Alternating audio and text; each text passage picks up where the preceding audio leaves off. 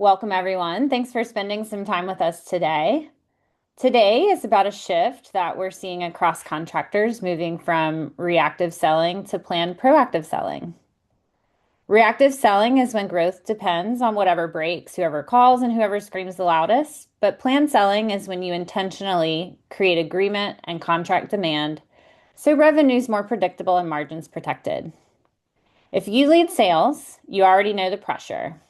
You're trying to grow with limited labor, rising costs, and customers who want faster answers and clearer justification. Our goal today is simple, giving you a repeatable model to build a professional sales motion that produces contracted recurring work and supports the service organization instead of fighting it. So our goal is for you to leave with a practical set of tactics you can apply immediately, even if your team is small. So from a housekeeping perspective, drop questions in the Q&A. We'll answer as we go when we can, and we'll hold a chunk for the end. Also, we'll send the recording afterwards. So let's jump in. I'm Lauren Rice, a recently recovered salesperson. I currently lead solutions engineering and sales enablement here at ServiceTrade, which means I spend my time with sales leaders, sellers, and solution architects working on repeatable messaging and sales motions that actually works in contractor environments. You'll also hear from my friend Manny Morales, VP of Product Management here at ServiceTrade. Manny will walk through tools and product direction that support today's topic. And we're really excited to be joined by Tim Spank, VP of Sales at VSC Fire and Security. Tim will bring the operator perspective, what works, what doesn't, and what his team's focusing on right now. Our first section is focused on the sales leadership playbook, how you build the conditions for proactive and planned revenue. If you're familiar with ServiceTrade, which I'm guessing you are, I'm sure you've heard about the service flywheel and the importance of building predictable and sustainable growth within your contracting business. Today, we're going to walk through elements of building a successful sales team through the framework of the service flywheel. Let's look at some data that backs up the benefits and outcomes contractors using the flywheel typically see. One of the advantages of a software business that manages billions of dollars in transactions each year is that we have a wealth of data available to us, along with some fantastic companies that have graciously shared their knowledge and experience with us over the 14 years that ServiceTrade's been in business. So we spoke to our customers, we queried our data, and what we found was that commercial contractors who have built their business model around contracted recurring services see 27% fewer emergency calls relative to their peers. They also increase their planned pull-through work, which on average has 25% higher margins than emergency-driven work. And they even start to see revenue and profits get a lot more consistent and less lumpy from month to month. Gross margins become way more predictable with a 70% reduction in volatility between jobs. So getting tactical now. How do you implement this flywheel business on a day-to-day basis? We're proposing 4 steps based on the shared knowledge of our contractor customers at ServiceTrade, many of whom are flywheel businesses in their own right. First, you need a professional sales team. If your dispatchers, service managers, or owners are focused on selling, they're going to be doing 2 jobs half as well. You really need dedicated sales reps or account executives focused exclusively on selling. And if you hire the right people, they will more than pay for themselves. Selling maintenance and inspection work is a very different sales motion than construction or retrofits. A lot of times you have to educate the customer, and sales cycles can last months or years as you wait for your competitors' contracts to expire. So the old adage, hire for attitude, not experience, really applies here. You can train industry knowledge, especially with the help of AI tools available today. But AI can't necessarily make your sales team excited to get out there every day and sell. Define a simple, repeatable sales process. Don't overcomplicate. Create a crisp pitch and a clean sales motion without a lot of gates for your sales reps to pass through. Empower your sales team and align their incentives to benefit both the company and the customer. There's so many ways to do this, but as an example, some contractors choose to have account executives who both sell and manage the accounts that they sell into, so that the same person is accountable for the promises made in the sales process when it comes to delivering the service. Track activity and results. As the saying goes, trust, but verify. The right software does a great job at this. Equip teams with the best tools and messaging so that you're setting your employees up for success.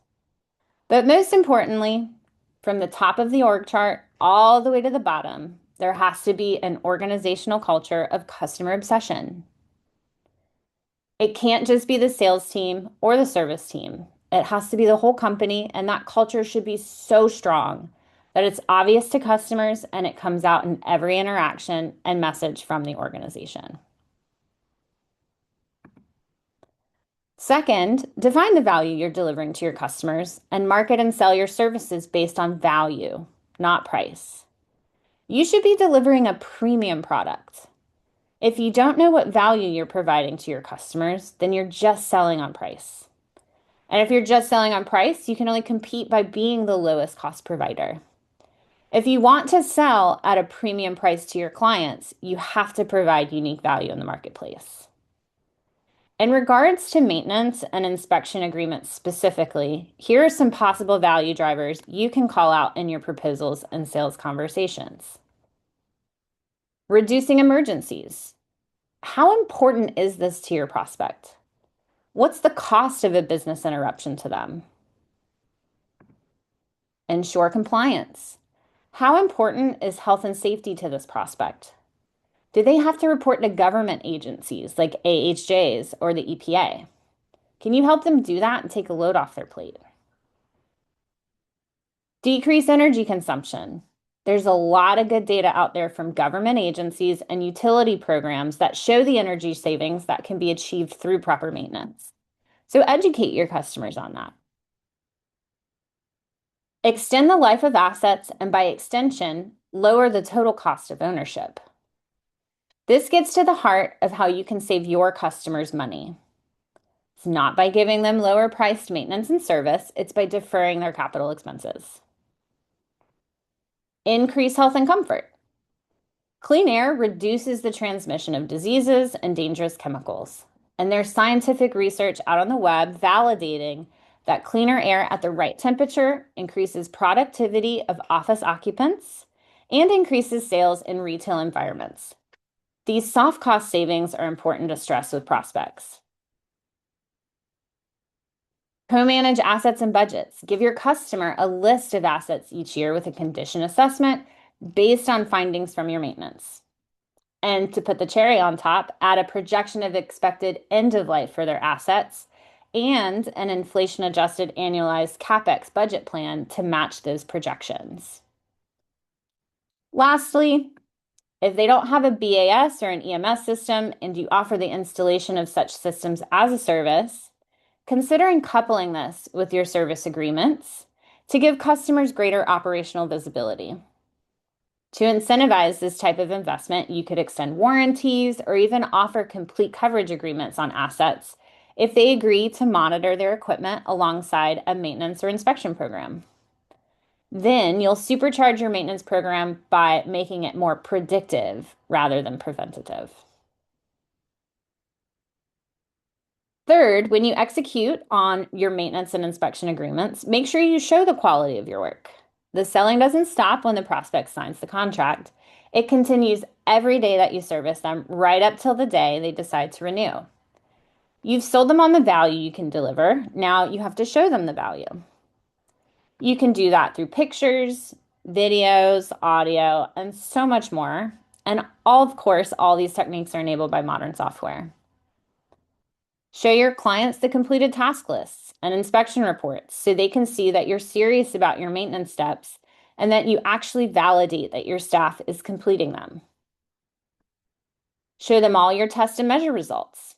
It's validation that you're not just changing filters, belts, batteries, and sprinkler heads, but you're actually assessing the condition of equipment and eliminating future emergencies.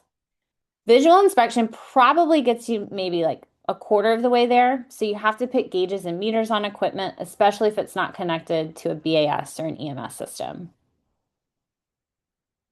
Then, with today's modern software solutions, you can take all of that digital data and deliver it in a well-designed PDF, HTML email, or point them to your client portal where they can explore that data and more. Data builds trust.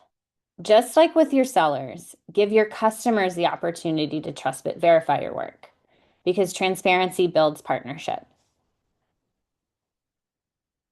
Finally, emphasize the full asset lifecycle in all of your customer communications. Manage your customers' assets as if you own them. Become a partner with your customer because you want to build relationships, not transactions. That's the heart of the flywheel because successful relationships lead to more unsolicited recommendations for your business, which generates the inertia that is very hard to slow down, regardless of any unforeseen economic or industry challenges. What does partnership look like? I hinted at it a few times already. Reduce the emergencies your customers are experiencing so that you can spend more time partnering with them on their operating and capital budgets. Treat your customers' assets as if they were your own. Always be talking about total cost of ownership. Prepare your asset annual condition reports and even draft budgets to show them where they need to prioritize their spend to get the best outcomes. Give them ROI comparisons between maintaining versus replacing old equipment. And in general, always try to align your incentives with your customers' incentives. The ultimate goal would be to reduce their overall spend while increasing your gross margin. After all, increased gross margins come not just by increasing price, but by reducing costs through more effective service delivery. Additional revenue can come from selling to the next happy customer versus overcharging an existing customer. So, those are our 4 recommended sales tactics. Build a professional sales team, define your value, show the quality of your work, and emphasize that asset lifecycle management. There's obviously a lot more levers in a sales org, and what you prioritize will look different for every team. But if you take even 1 or 2 of these back and actually operationalize them, you can build something that's repeatable and scalable and delivers better outcomes for you and your customers. Now, I can sit here and say that all day long, but it hits differently when it's coming from someone who's actually lived it. So I'm super, super excited to bring in Tim Spink. Here comes Tim. Tim Spink is the Vice President of Sales at VSC, Virginia Sprinkler Company, where he leads teams focused on driving growth in the fire life safety industry. With 20 plus years of sales leadership experience, Tim has built, scaled, and coached high-performing sales orgs across multiple industries. And he brings a unique perspective from both sides of the table, having led sales for commercial contractors and also served as Vice President of Sales at ServiceTrade. In our chat, Tim will share how intentional structure, clear operating rhythms, and consistent contract strategy turn reactive selling into a planned, repeatable motion that builds a winning sales team and protects margin. So, welcome, Tim. Great to Hello. have you. Thank you. Looking forward to our fireside chat today. Me too. Me too. Well, the first question that we have for you today is about moving from a reactive to a planned sales motion. So we're curious to know what was the biggest change you made to shift your team from reacting to issues to proactively creating planned agreement opportunities? Yeah, and it's funny listening to the flywheel, right? Having been on the service trade side, now being at VSC Fire, and now being on this side of it, all that stuff is true, right? Sometimes you always wonder, well, maybe they're just telling me this because they want me to buy products, but it was true. So you're right. I mean, specifically to what you were asking, what I first noticed when I got to VSC is we had to be a little bit more intentional about our structure and the visibility, into what we were looking at. And you mentioned sales capacity. One of the things that I did notice, we were asking people that weren't in the sales role to do sales, functions and sales things. And first of all, it's not their DNA, right? I mean, you ask somebody who doesn't want to sell something to sell something, it's never going to work. And so one of the things that we've done is increased our sales capacity, intentionally hiring salespeople, because again, even when you get to things like forecasting and deal review, it's in their DNA, right? They're used to it. They ask them to use a CRM. I had a couple people ask me when I first got there, "What's a CRM?" It's like, all right, uh, right, got to make sure I get the right people for the right job. We have just deployed sales manager, talking about CRM. So we looked at a bunch, but for us, being in the fire life safety space and the fireization that ServiceTrade is doing for sales manager, that's what we're using to be able to track our activity. And again, I wanted something that was out of the box, as close as I could get out of the box, specific to our industry. Um, and then, the other thing is, of course, we lean heavily on ServiceTrade, right, for our deficiency tracking, getting all that out, information about the customer, setting out the service links. You mentioned visibility. I mean, that's a real thing. When we usually are talking to a customer and they're not happy with their current vendor, it's usually because they're not sending things to compliance engine, or they don't have the they don't think they are, or they don't have the visibility. So you're right. It's important to be able to make sure you can show that customer that visibility. Um, yeah. Any other questions or things around We that? we have plenty of questions, Tim. One of the questions that I had actually, you kind of spoke a little bit around like how you built out the sales team, you hired salespeople, you built out the capacity of your sales engine. So you have a lot of people in those seats now. On the pipeline, like management side of things, what do you do to source leads, and how do you manage them through the sales funnel once they're in there? Yeah, and that's a good question. It's something, we feed it from multiple sources, right? So, for example, for the construction side, that's driven typically by your ECs and your GCs. And then there are also, as everybody knows, there's things like Plan Hub, right? So you can go out there and there's bids out there. And if you want to bid on them, you can bid on them. And then we have certain types of bids that we like. So we'll use things like that. On the test and inspect side, and also on the construction side, there's things like convex.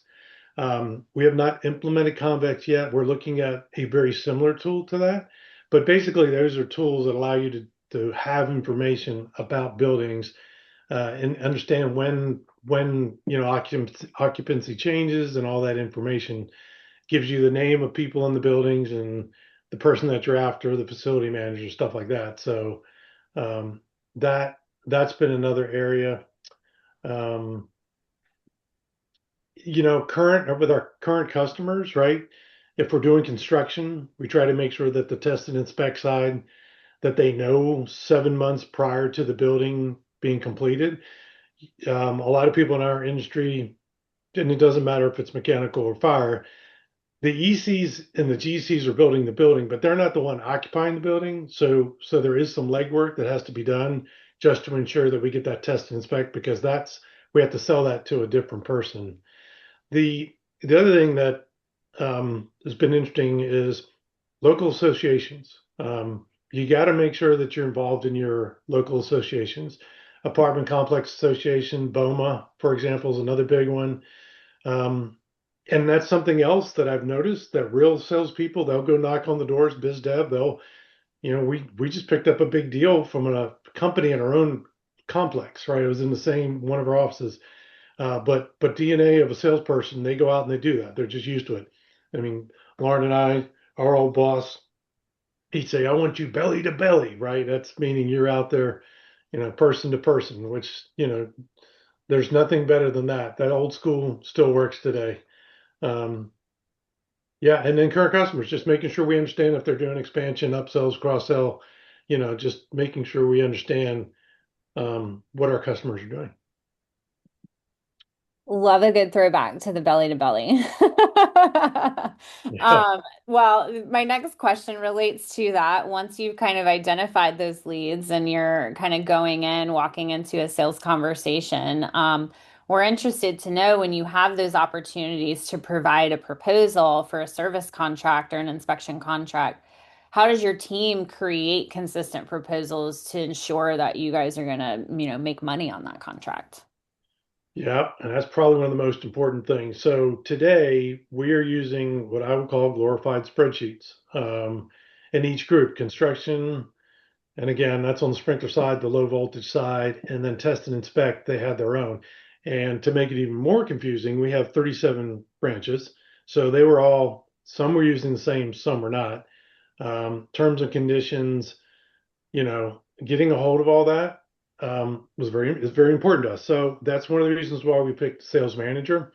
The test and inspect going forward, they're going to use sales manager to do all the inspections. That way we can have the right terms and conditions. We can have the pricing correct. We can see the margins right away. So again, you're exactly right. We want to make sure that, we're proposals that we're putting together are number one, consistent, and number two, we can see profitability. And again, you know, historically, I've seen already this a couple times. We'll have given a person a proposal, and then they'll call us back 6 months later. And now we'll be able to have that information, so we'll know what we quoted them the first time. We don't undercut ourselves, which I'm sure we've done before. Everybody's done that. Um, on the construction side, we just implemented Procore. So we're going to be moving to some of the estimating tools. I don't know if we'll use any of the ones inside of Procore or the ones that work with Procore, but we are moving away from spreadsheets as well on the construction side. But again, we have a pretty robust spreadsheet that's been developed over 65 years of experience. So um, yeah, that's Nice. the biggest thing. Yeah. Awesome. So we talked a little bit about like the proposal element. In regards to just like execution and accountability with your salespeople, Mhm. are there particular like workflows, behaviors, rhythms you kind of go through to make sure, salespeople are, having the biggest impact they can have? They're Mhm. consistent when they're sending out those proposals. The proposals are consistent. How do you make sure your salespeople and your sales engine is, humming at the pace and the speed that you want it to? Yeah, I should let Lauren answer this question because it doesn't matter what industry you're in. And again, Lauren and I has had many of these conversations, but it's typical sales, just DNA type exercises that you have to go through, right? So which is right, deal reviews. Make sure you're reviewing the deals, right? As construction's the same. I was over in our Raleigh office and they pulled it up on the big screen and they went through, all the deals, making sure that they weren't missing anything. They were doing all the right things. One-on-one meetings, nothing beats that. And then, we have weekly pipeline in each one of the offices. We're trying to do better. I'm not saying we're great in all of them, but we're trying to make sure that everybody meets, talks about their deals, because that flushes out just a lot of questions. And again, more eyes on it, the better, and Lauren knows the saying. I always would say, inspect what you expect people to do, right? And that's, if you're in sales, you're used to that. Matter of fact, you like it.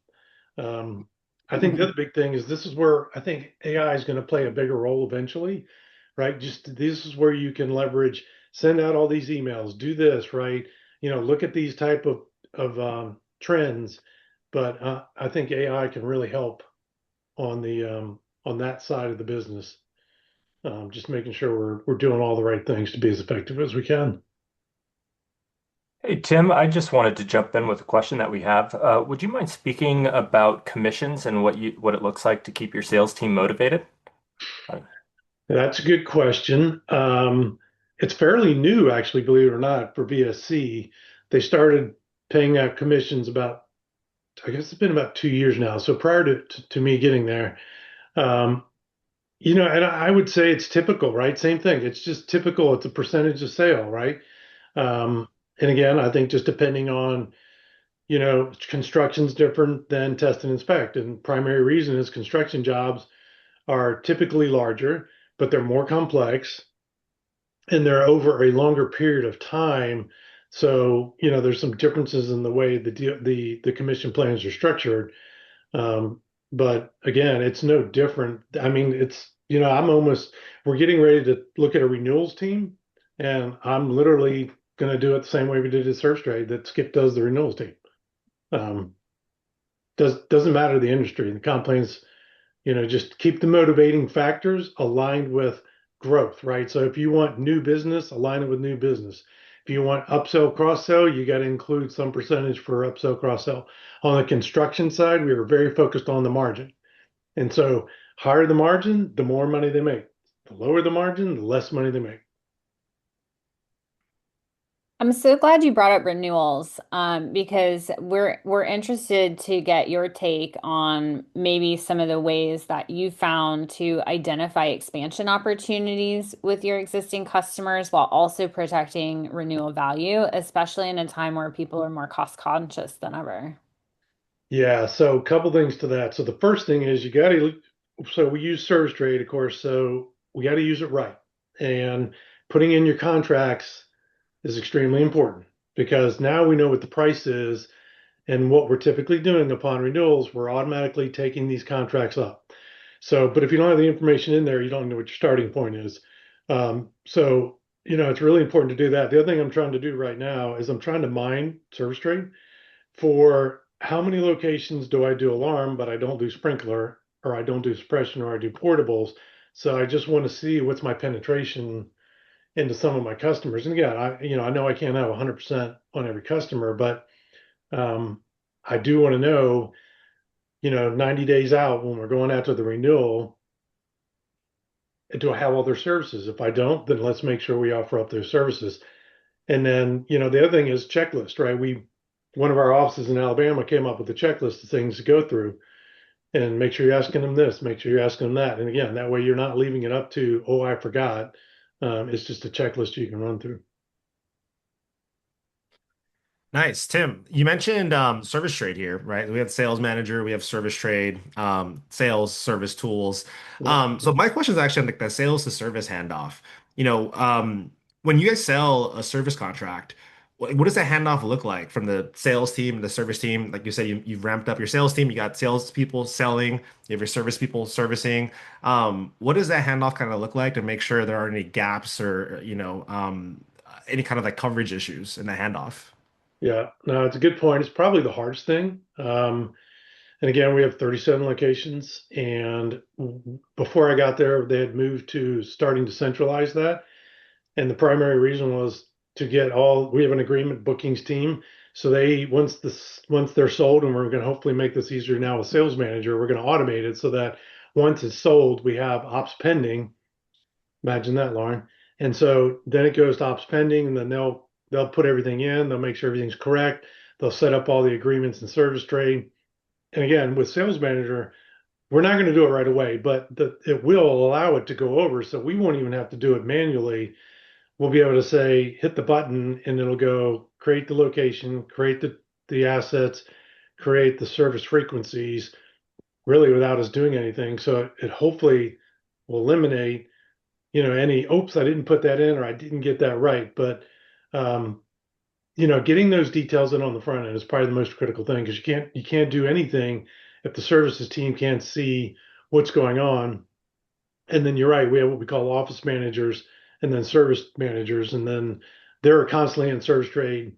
And again, they can see what's work is upcoming. Um, so yeah, I mean, the visibility is there. Um, and again, it's using tools like Sales Manager and ServiceTrade really that allow us to do that. Nice. Yeah. Awesome. Do you want to add anything else, or Lauren, No, did you I was want to add just anything else? construction's a little bit harder because again, we're just now getting to Procore. But again, this is just more complex, right? And that's the interesting part coming from ServiceTrade. There is, construction is more complex. It is because when you have to set up the projects, you have, all the drawings, everything else, the pre-meetings, the post-meetings, and working with the EC and the GC, and there's a lot more. So that side of the business, I'm still learning. But again, we're hoping now with service with Procore, and we're going to try to tie sales manager to Procore so that when they create the project, all the information will then go over that we already have inside of sales manager. Now, for sales manager, we're not doing proposals for the construction, but we are tracking the opportunity, sales stages, all the things that are going on through the process. And then again, hopefully we can pass some of that information into Procore to create the project so that there's less manual entry. Nice. Because you Awesome. just released the APIs, so we haven't tested them yet, but that's how we're going to try to do it. Yes. What a great transition for me, I Tim, to be know. talking about sales manager and all the great stuff that has come along recently and is coming along pretty soon. So thank you, Tim, for taking the time to share your perspectives on how we and how different companies can transition from moving from like a reactive state and a reactive sales process to a more proactive one and set themselves up for success moving forward in the future. We're gonna do a little bit of a Q&A later on. So Tim will be around. So if there's any questions, feel free to drop them in the chat. Garrett, who's our moderator here, will collect all those and drop some of them for Tim, myself, Lauren, towards the end of the webinar. But thanks again, Tim, for sharing all your perspectives. And by the way, I came from that world for construction. I actually was at Procore for several years, so There you we should go. chat about how we can, work together and set everything up for success. Yeah. Yeah. Go ahead and build that API if you want. So, or the middleware. Yeah, totally. Cool. Well, thanks, Lauren. Can you hop over to the next slide for me? Absolutely. Awesome. Thank you. So Tim mentioned it briefly, but I wanted to highlight a few things about Sales Manager, which is part of the ServiceTrade platform. And every day it helps thousands of salespeople in the mechanical and fire industries win more business. So Sales Manager is an estimating, proposal automation, and CRM tool built for our industries in mechanical and fire and life safety industries. We know time to quote and time to proposal are one of the most critical factors to closing deals, right? So Sales Manager allows you to, first thing, create proposals dramatically faster. You're gonna move proposal creation from hours or days to minutes, right? And that's gonna help you when someone goes out to do that site survey to when the end customer goes ahead and gets that email with the proposal. It's we've seen customers are a lot more likely to accept that proposal when they actually get it in their hands a lot faster. So that speed to proposal and speed to inbox is so critical, and Sales Manager does a great job of helping people do that every single day. Tim kind of mentioned this around, adding headcount, right? But the headcount can only be so effective as the tools that they have in front of them, right? So what we see with Sales Manager is increasing capacity of those reps, where they can get out more of those proposals. They can spend more time with different customers, and they're not spending time working in spreadsheets. They're not spending time writing out documents. They're not spending time trying to make sure formulas are working. They're spending time actually selling, and that's a really powerful part about having a dedicated sales tool. And Tim kind of mentioned this too, but part of what he's using Sales Manager for today is kind of getting some of that pipeline visibility, right? So from when you identify a potential customer to when they actually close in an agreed agreement, Sales Manager gives you that full pipeline visibility to see where every single customer for every single sales rep is at each stage of that funnel. So it gives, sales leadership, it gives ownership a lot of visibility as to where things are headed in a month, in a quarter, in a year, and plan for where you need to go ahead and add more headcount because, there's a lot of, money coming in and where you can dedicate more investment internally within the business. Another thing here is the standardized proposals. Tim kind of spoke on it a little bit, right? But having consistent proposals is really powerful because it allows you to add things like pricing guardrails to make sure, the salespeople are not going to have you lose money on a deal, or you're not going to make as much money as you would like to make, right? So Sales Manager has the margin tables built in, so you set rules for different assets, for different labor rates, and making sure that proposals are getting sent out are consistent. And again, helping you prevent any kind of profit leaks that could be happening with inconsistent proposals. And the last thing I'll kind of touch on here, which was the last question I asked Tim, was that sales to service handoff. I joined ServiceTrade last year. I've spent a lot of time with different customers on the sales side, on the service side. This is one of the biggest pain points that I see because there's so much reentry that happens. There's so much coordination that needs to happen. People are calling people, texting people, emailing people, trying to get from the point that a deal is going to close and actually getting it serviced.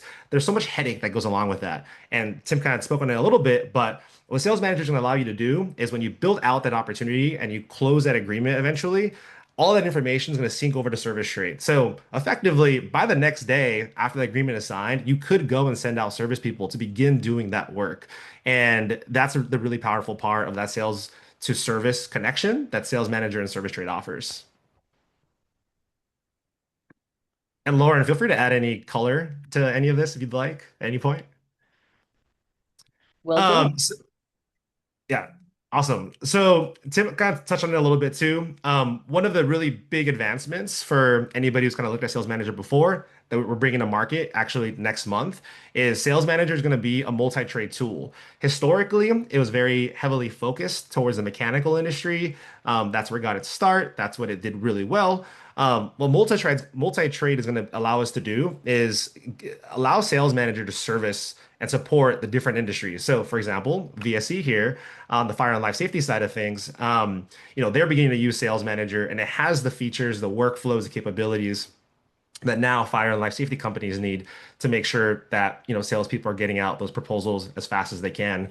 And in a single survey that we did when we were first building all this stuff out, we were seeing within the fire and life safety industry from the point that a survey was completed and that information was collected to when a agreement was actually sent to the customer, the same information was entered on average 7 times across spreadsheets, softwares, CRMs, accounting systems, whatever it was. 7 times. That's a lot of wasted time, a lot of wasted work.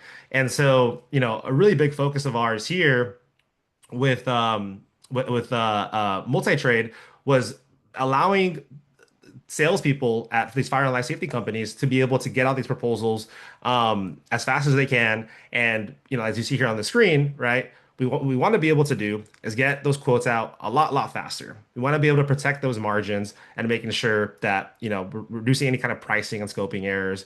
We want to make sure that approval rates are high and they get higher over time. And we want to make sure again, on the sales manager side, the service trade side, all that information that salespeople are scoping out and creating at the asset level and any kind of information at the asset level is all syncing to that service platform. And then go to the next slide for me, Lauren. Awesome. So multi-site proposals. This is actually something that already is available within Sales Manager. It came to market last year. A pain point we heard from the industry is that when a company was going out to send out a proposal, let's say to a government, to a university, to a business park, where there was one customer, one opportunity, right? But there were multiple locations that you were sending out a proposal for that had different assets, different requirements, and et cetera. One of the problems is that there weren't very many tools that allowed you to kind of package that opportunity as a single proposal, but tie it to all the different locations that you're sending out a proposal about. So what people were doing were creating multiple proposals for the same customer for each location. And what that was doing was creating a lot of headaches because there's a lot of, again, that manual reentry, the double type of keying in things into different workflows and patterns and et cetera. And then also it kind of messed up a lot of that sales management, sales leadership visibility as to like how healthy the pipeline was from a revenue perspective. Because instead of seeing one customer, one opportunity, you were seeing 7 because there were 7 locations. So what multi-site proposals will allow you to do is just identify a single customer, identify all the locations that are tied to that customer, and be able to send out to the single customer a single proposal that lists out all the details that they would want to see for each location. So you're sending a proposal out to a university, for example. I'm here in Los Angeles, so UCLA as an example. I can go in and say like, hey, the medical school building, here are all of the assets and the information and the price for a maintenance agreement there versus the business school building, for example, right? And all of that can get sent as a single proposal, which is great and powerful because, again, it gives salespeople a lot of control, consistency, clarity on the proposal. But then also at the sales leadership side, they make sure that we're not duplicating data, we're not duplicating revenue, making things look a lot bigger and better than they actually are. And the last thing I'll touch on here is Sales Manager Open API. So Tim kind of spoke on it a little bit. Part of our goal with Sales Manager is making sure it can fit into any company's tech stack, right? Sales Manager is a very powerful tool that makes salespeople a lot more effective. But we know that Sales Manager and sales is just one part of a larger organization.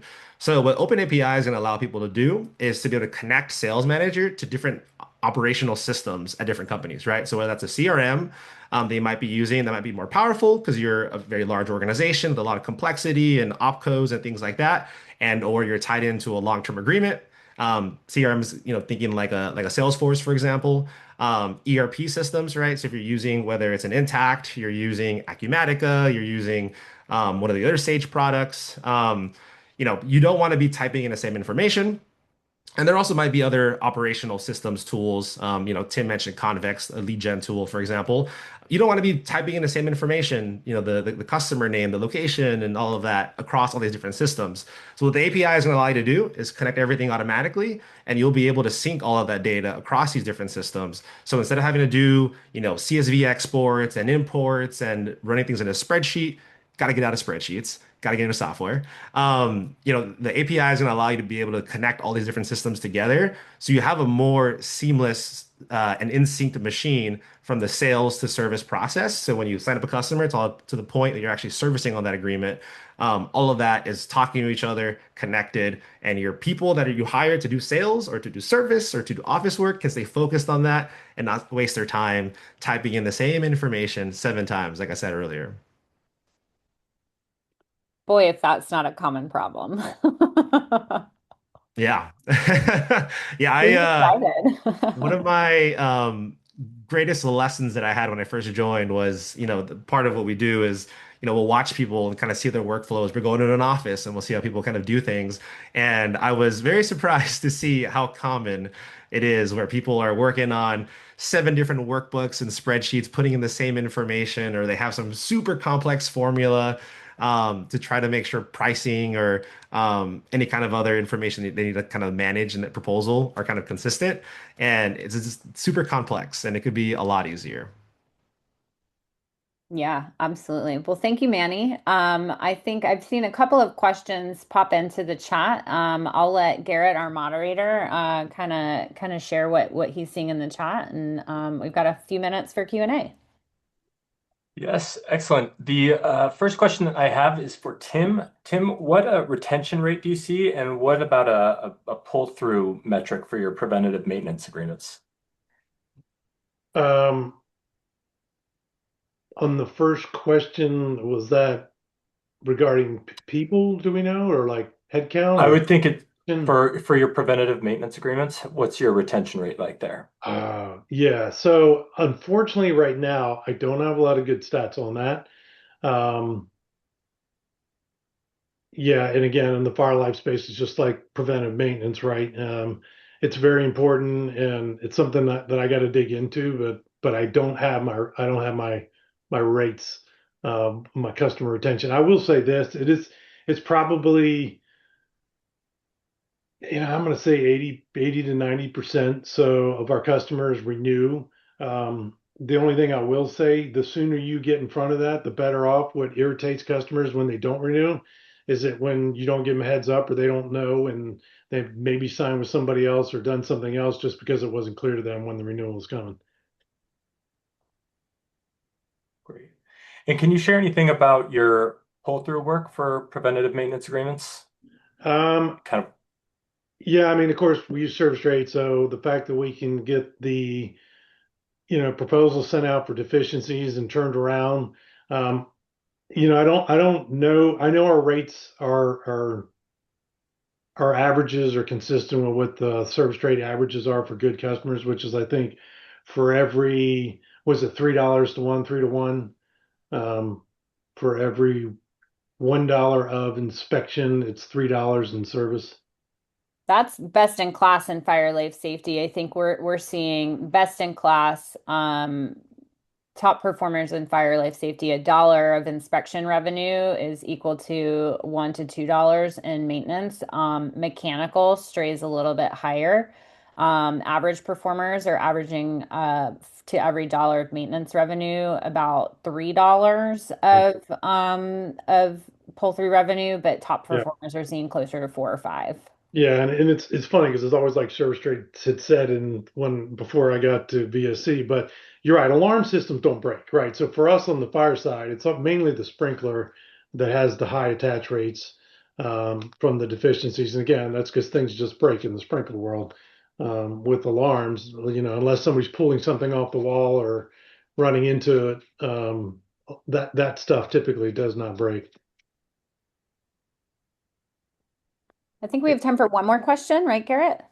Yes, and this can be for Lauren or for Manny, but Joey said they currently have numerous siloed systems. Can we explain a little more on how the sales manager can produce maintenance and inspection pricing? And then also we'll be able to monitor the maintenance contract for ongoing profitability. I'm happy to answer that unless you want to, Manny. Go for it, Lauren. All right, great. So sales manager is great for both fire, life safety, and mechanical.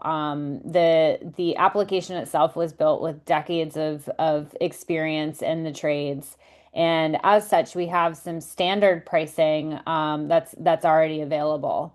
So it's really easy to set up. Now you can create location specific pricing if you're like Tim and have 37 locations, and your pricing might vary per location. You can also, if your pricing deviates from our standards based on our industry experience, you can create your own.